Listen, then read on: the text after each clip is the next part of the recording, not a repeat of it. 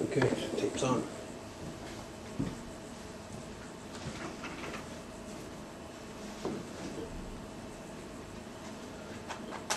My name is Detective Brad Hoover. My badge number is 6188. I'm with the Toronto Police Service Sex Crimes Unit. The time now is 2:05 p.m. We're presently at the Kingston Penitentiary in Kingston, Ontario, in a boardroom, and I think is the main building you would call it. Present in the room here, if I could just have each of you identify yourself for the purposes of the videotape that's being made. Seated to my left off camera and now sitting at the table is your counsel. Just please identify yourself. Yes, certainly. It's Anthony Bryant. And straight across the table from me, if you could identify yourself. Constable Darlene Coulis, C-O-U-L-I-S, badge number 6483 from Toronto Police Service. And seated to my right, if you could just identify yourself. Paul Jason Teal, a.k.a. Paul Bernardo.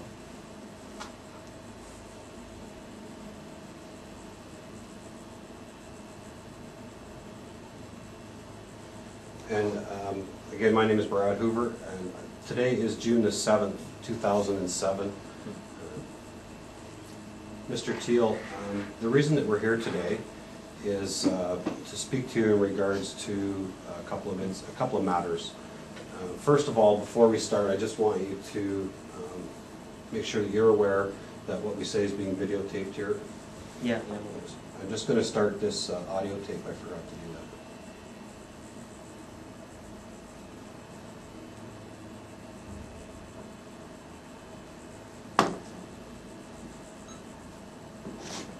I just started this audio tape here. We started the interview at 2:05 p.m. My name is Detective Brad Hoover. Paul, you're not presently being given a caution or anything, and I want you to understand that what you're saying to us today is voluntary. It means if you don't want to talk to us, you don't have to. Your counsel is present, and if you need to speak to him, you certainly can. But I just want to make sure that you understand that what you're saying here is voluntary, and that we're interviewing you as a potential witness. Do you understand that? Yeah. Just a little bit of background about the first time we met back last year in April of 2006. That was in regards to a letter that you had sent through the Attorney General's office. It filtered down to my office in regards to some admissions that you made about some sexual assaults that you had committed. I'm here to tell you that I have concluded that investigation, and that there have been 2 offenses that I have been able to identify, and with the information that you provided to me at that time, was able to conclude those matters as having been committed by yourself. So for that, I thank you for that information. And Sorry. You've identified the offense. No, I've identified the offense that you were talking about, and based on that information, I was able to conclude those cases that actually provided enough information that I was satisfied that you were the person that committed those offenses. Okay, now what about, does that make sense? And it makes sense. What about ones that you thought that I came forward with and maybe thought that I didn't do it? Was there any of those? There was none that I thought that you didn't do. There was some that I didn't have enough information to either identify the offense because you were unable to provide enough details at that time, or they may not have ever been reported to the police. As you said when we spoke, some of them were, we'll call them minor type offenses, but No, I understand. offenses that may not have been reported to the police. Okay, problem. I turned on the TV, I waited for Peel Regional to come by. September rolls around, they make a public announcement. It's written on my file here that I lied to police and I did not commit the crimes that I said I committed on the offenses in Peel Region. Okay. Big problem. I have spoken to Peel Region, Yeah. and they have told me that they don't have enough information at this point to identify anything that you've, the letter that was sent to the police, or through to the police, wasn't specific enough to identify any offenses. Now, that's something that we can talk about sort of following this interview, and if you want to get into that, we can talk about that. Well, I've been sitting with this for years, and it's written on my file, and it makes me seem like, oh, he's just this crazy.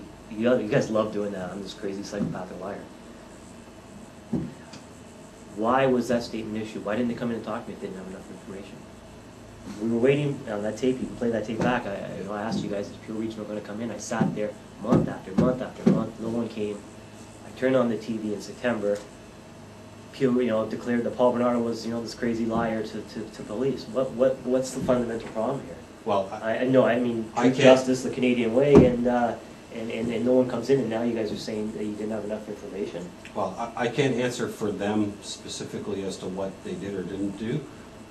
I can tell you that because they're a separate police department, I don't have any control over what investigation that they did do. I can tell you that I have spoken with an investigator in Peel Region, and they have told me that at this point they don't have enough information to move forward.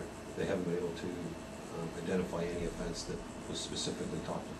That statement you're giving me is much different than the public statement they said, which said I was a liar. Okay, well, I don't. There's night and day, and they didn't come in. If they didn't have enough information, why don't you come in and get the information? I mean, either I'm lying or I'm not lying. And this goes to the crux of this argument. Either I'm a liar to you, I'm going to lie to you right now about everything, like I did to Peel Regional, according to their story, or I'm not. And, I'm not going to sit here and come voluntarily and have people come. You guys ban me from the press. You roll your stories over, and you constantly say that I'm a liar. I'm a liar. I made mistakes 17 years ago. Okay, fine, I did. But now we're talking about today, and you're not going to roll forward that I'm some psychopathic liar sitting in jail claiming other people's responsibilities for other crimes. This is a total cross-examination point. You want to start this thing? Locklear's going to grab a hold of it and say, well, he lied about other crimes. He's a crazy liar. Why didn't you guys resolve this? And again, I can't answer for what Peel Region did or didn't do. Jurisdictionally, we're kind of bound as to what takes place. But still, the good guys, the bad guys. You know what I mean? You're on the same team. Yes, we are, but Supposedly. as far as us investigating matters that take place outside of the actual Toronto proper, that's why Peel Regional has their police service, and like Detective Hoover said, we can't answer as to what they did with their investigations or the issues that they were looking at that transpired out in their area, and we really can't speak to that. Yeah. Now, whether that's something you wish to have your counsel deal with them on, and that's something else, but unfortunately, there wasn't a lot that Detective Hoover and I could do in regards to those things. Well, That's how it leaves who's you at a bit ever of a loss watching this right now. thing, they should subpoena these guys to Peel Regional. They can bring in all the facts to show just where I lied then, if I'm a liar. That's what I say to do, because either I'm a liar or I'm not a liar, and I'm not a liar. But you guys are trying to paint me as one. The public, according to the public, they turned on the TV in September of last year, and I was this crazy liar. That's what the TV reported, and not only did they report it there, they wrote it on my file. I've got it right myself. Paul Bernardo, Peel Regional said Paul Bernardo lied to police about crimes he didn't commit, said he did. Okay. I mean, that's just awful. I mean, come on. Okay. Enough manipulation, you know what I mean? Either you tell the truth or don't, otherwise the whole purpose of any interview is just stupid. Because if I'm this crazy liar, I'll be just sitting here lying to you about everything, right? Right? I mean, why wouldn't I? I'm just this crazy liar.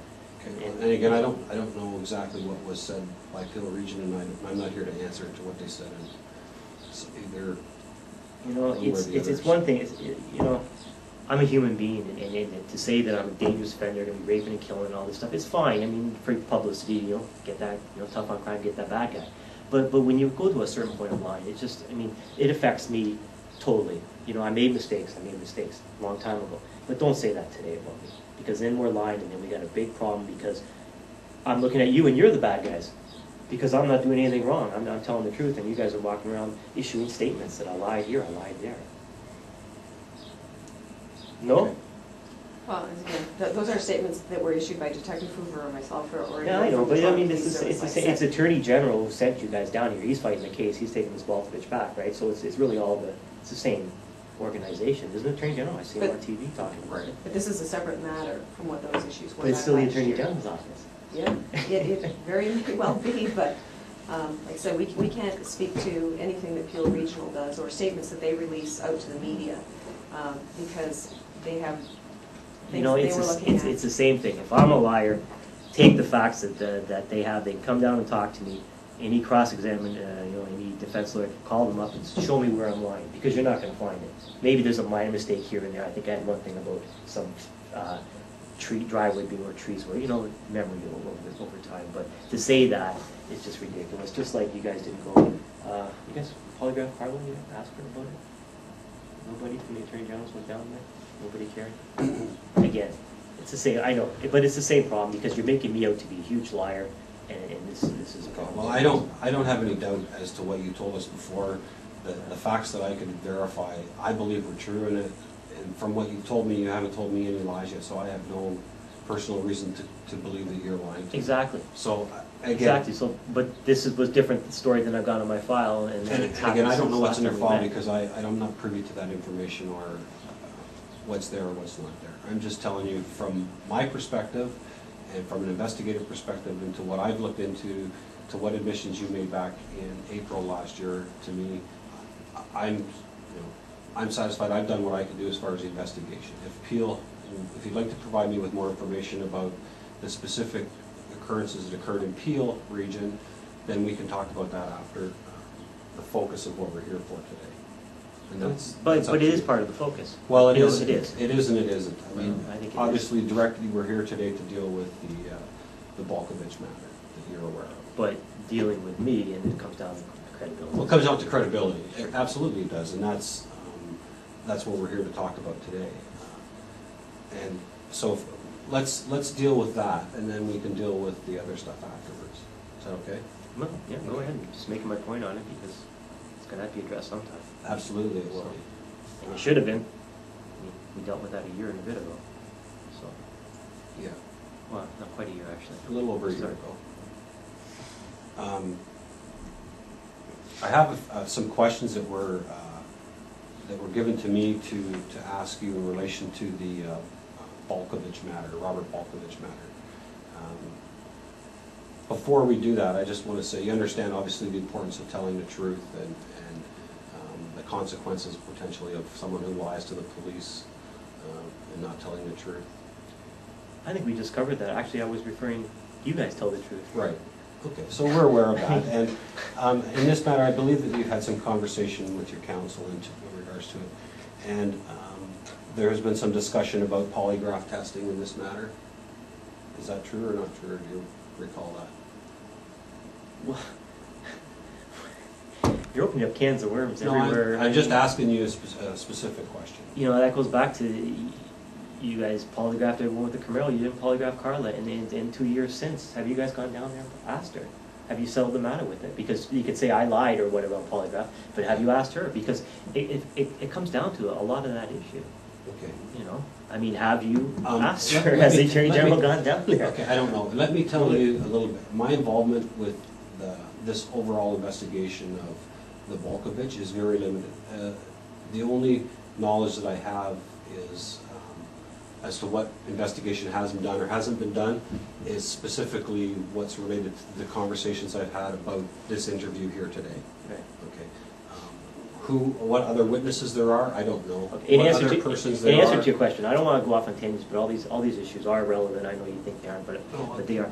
In answer to your question is, we had some discussion on it, but when Corcoran from the OPP came down, before Carla was released, Right. I told him I'd be willing to take a polygraph on anything and everything. Would you in turn, are you going to go down before you release Carla? Just to ask her, she's not going to take it, she's going to fail on all these issues. Did her hand cause death? Yes, it did, blah, blah, blah. Right. Did this Tammy happen in July? Was a girl in January actually kidnapped and not somebody I picked up at a bar that she tried to roll over? And all these other issues, all relevant.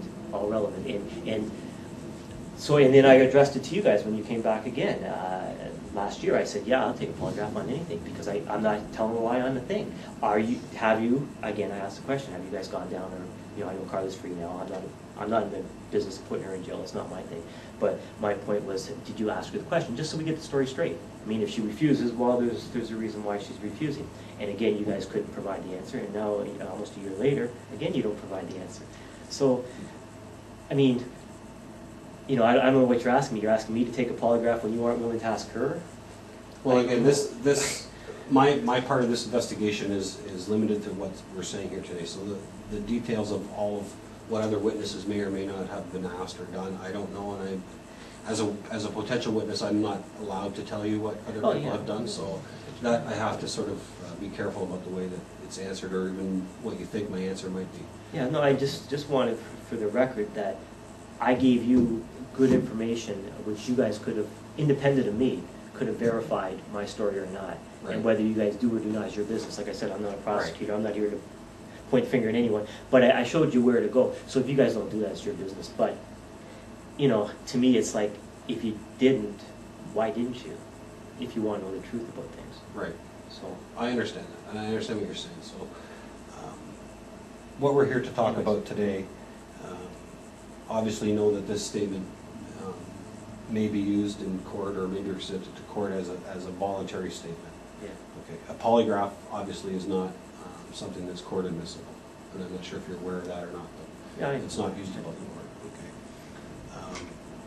So the crust of what we're here to talk about is that it has been suggested that in the continuing case of the disappearance of Elizabeth Bain and the charge of murder against Robert Baltovich, that you are the alternative suspect, or an alternative suspect. Are you aware of that? Yeah, great. Did you kill Elizabeth Bain on June the 19th, 1990? Well, it's a loaded question. I mean, are we gonna go back and go through the time sequence of what happened in my life? I mean, I could just give a yes or no answer, but, you know, there's a lot of issues about that. Right. You know, Carlos and my role, who did what, where, when. This is why I said, did you guys, you know, go down there to get a polygraph to see if she was telling the truth? Like, why didn't Bevan do it in the first place? I mean, he's polygraphing everyone with a Camaro. Why would he make a deal with someone and not give them a polygraph? It's not incomprehensible to me. You know, because now my file says her version, and it's a lie. You know, you know what I mean? Yeah. Like, you know, I'm not making frivolous points here. I mean, and now you're asking me, after you said Peel Regional said I'm lying about this, and then you're saying I'm lying about my profile, you're saying I'm lying if I'm better or not. Now you're saying, hey, did you kill this person? I mean, well, you're saying I'm lying here, here, and here. I could say, no, I didn't. But, I mean, you already said I'm lying here with the Peel. You're saying... Okay, I'm not saying No, anything but about who's lying. I'm simply... and I've given you directions to go to find the truth. Right. No one's done that. And I've asked, and again, I've told you that I've done investigation on information that you've told me, and as a result of that information, I've been able to verify in my mind where you've told me the truth. So if Peel Yeah. Region is lying about you, or someone else is lying about you, I have no control over that, or no... It goes right to credibility. Well, absolutely it does, and that's, I guess, the easy way then is to, if we can go through, we'll answer the questions, and yes, I hope to be able to go through some timeline to identify where you were, what you were doing specifically in relation to this case. Anyways, I know I'm giving you guys a hard time being argumentative about certain things, but, I mean, really, I'm a human being, and when you guys do all these things, I've got to... Anyways, I'll try and truncate it a little bit more, but... Anyways, the answer to that is no, but... The 800-pound gorilla in the room that's a life 25 sentence, you know? It really comes down to credibility, Right. and not only credibility, but then again, timeline. I mean, between what Carlos and my roles were respectively, and this and that. The answer is no to that question. Did you have anything to do with her disappearance? No, Did you know Elizabeth Bain? not that I know of. Had you ever met her? I'm going to answer that with I don't remember, because if I did or I didn't, I don't remember. But I know an ex-girlfriend tried to say I might have, but I got to say I don't remember. You obviously are aware of her disappearance. Sort of. Do you recall when you became aware of this? Best I can recollect is after I was in jail. Didn't follow me as much. The date, obviously, June the 19th, 1990 was the day. But you know, other than that, I don't remember. You know, maybe I heard about it before, but I can't recall if I did or not. But I remember in jail, I had newspapers after that fact, and then I saw something on it. So. Okay. We'll sort of get into that a little bit when we, I hope to go through a bit of a timeline with you as to some things that may jog your memory as to We're talking.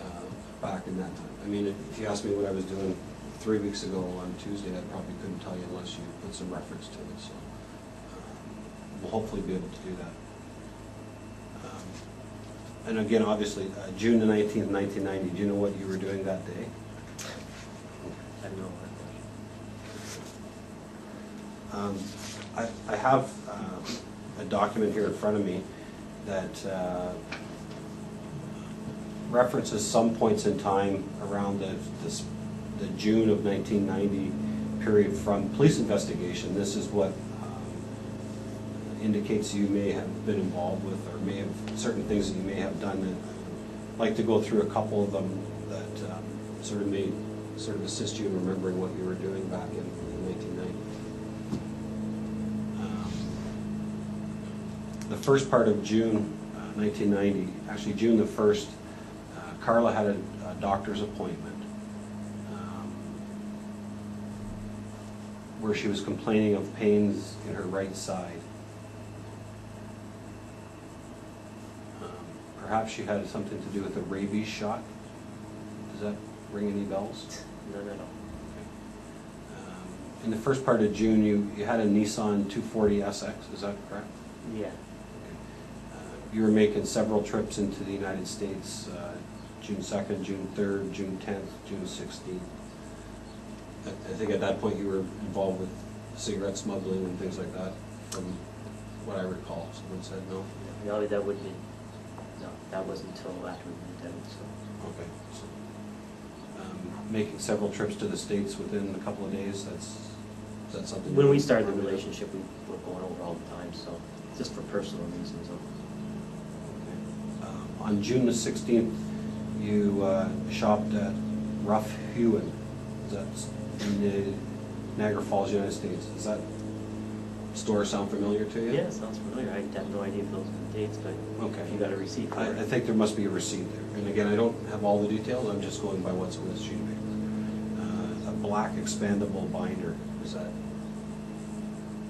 I think, can't recall 100%, but. Okay. That would have been around the same time. That was about a week prior to if you purchased one of those Elizabeth Bain going. I have no idea when I purchased it. I just Okay. recall I had something like that, like an accordion binder. Okay. June the 16th, again, this has been the same day in St. Catharines, you attended a movie, Back to the Future 3. Do you recall when that movie came out? No idea. No. There's a receipt for a cell phone purchased at a Radio Shack at the Town and Country Mall at 6366 Yonge Street. You remember buying a cell phone? I know I bought a cell phone around that time because when I declared bankruptcy, I handed my other one in. And then I bought the Radio Shack one. I don't know the dates. You know, whatever the That date would have is. been the day after Elizabeth Bain went missing. Is that, do you remember anything you were involved with around that time? You said you were going bankrupt, so what type of activity you were involved in sort of on a day-to-day basis? The only thing I remember with bankruptcy is that happened around a couple days before the sexual assault that the composite came up with. That was, if I recollect correctly, it was I think 2 days before I filed for that.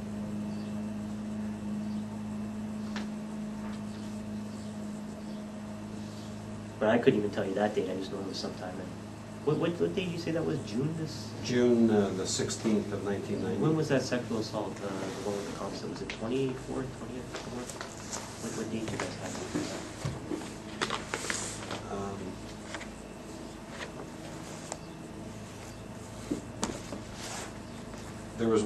There was a sexual assault in May of 1990. Is that the composite one in May? I'm thinking that it is, but it doesn't say that specifically here. But shortly after that, My timeline's off. I don't know. at the end of June of 1990, that was the original, when someone identified you potentially as a Scarborough rapist, a bank employee. When was that? The end of? That was June the 28th of 1990.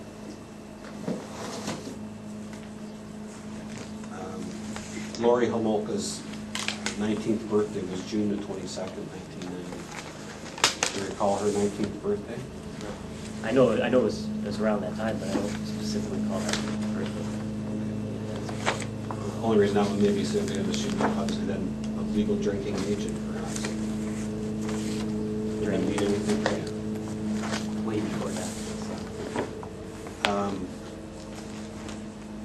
June the 21st, so just the day after you bought a cell phone, you made a purchase at I'm sorry, you were Scarborough. saying, what, 19th was this girl's? June 19th was the day she You know, went what, missing. what day did I buy that? June 20th was the day he bought his cell phone. June No, 21st. I must have declared bankruptcy around then, because I got that cell phone in the hand, but I had to hand all my items in to the trustee, and I had a Panasonic cell phone, and I handed that in, and I got the Radio Shack one. So it would have been So right around the same time. I don't think I went a month without it. I don't think so. I might have, but anyways, I don't know. Yes. It was a while ago, so memory's a bit fuzzy. Yeah, May the 29th, which was just before that, or about a month before that, that was the day that the police released the condoms. Oh, so it was May. So I lost a month. Yeah, so that was, See what happens when you lock a guy up for 15 years and a window and stuff. Memory gets fuzzy. So I guess I waited a month to So- get the cell phone. about a month to get the cell phone. Did you recall anything? What were you doing, sorry, during that month, anything? Probably the same thing as they're going across the border for Back and forth across the border. recreational stuff. I know Tammy happened in July.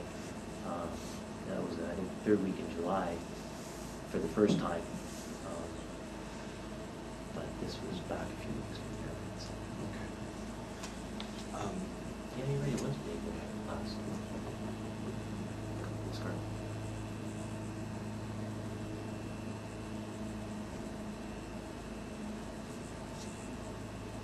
Okay, so just prior to Tammy's birthday, there was some shopping at a Canadian Tire store on Lori's. Shepherd Avenue? Lori's Or, sorry, Lori's birthday. 2 times in one day, you went to Canadian Tire on Shepherd Avenue, 1019 Shepherd Avenue. Does that normally shop at Canadian Tire stores? Back then, yeah, that time. That's before all these supercenter Walmarts and stuff came in, so. Do you ever recall having any conversations about the disappearance of Elizabeth May? No. If I played you it's going to play you a short audio clip.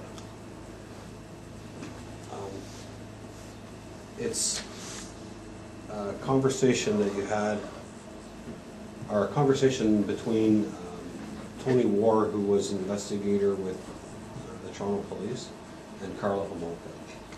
I'm just going to play this, see if this sounds familiar or if it jogs your memory as to any conversation you may have had. Was there any discussion, or has there been any discussion ever about Dane's disappearance?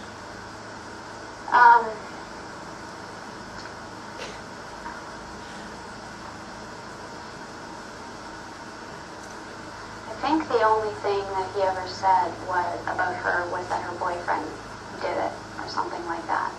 But there wasn't any real extensive discussion. But he talked about like all of the women that were disappearing.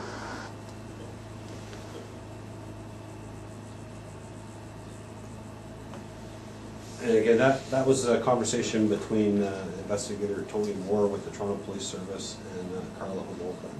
Does that conversation, was that something that you may recall saying that to Carla or talking about that? Well, you know, she went down, but Paul did it.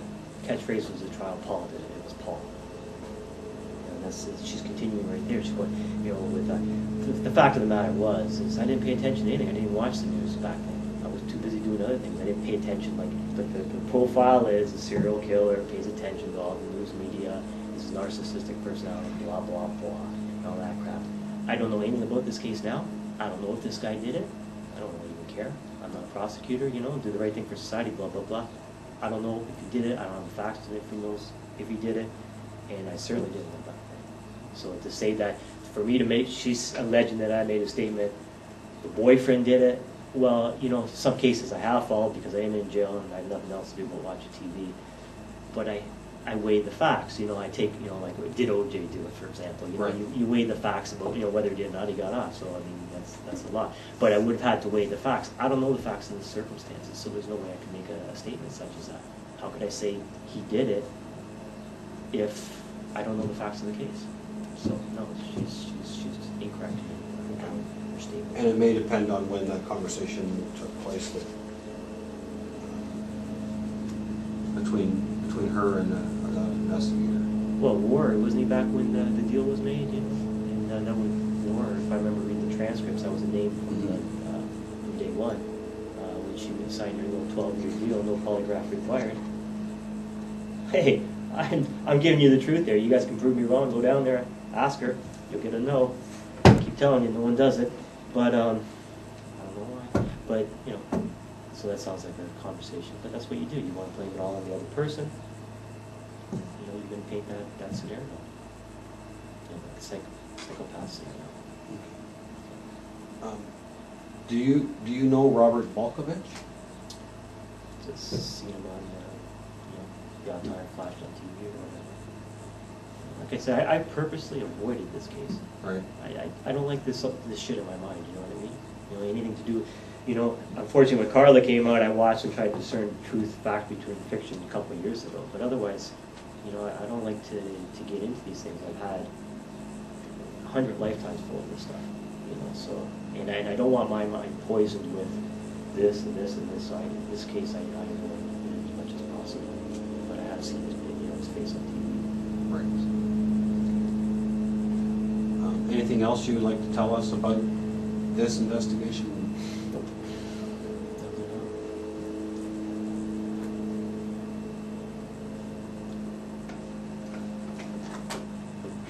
Okay, the time now is 2:35, and we'll conclude this portion of our interview.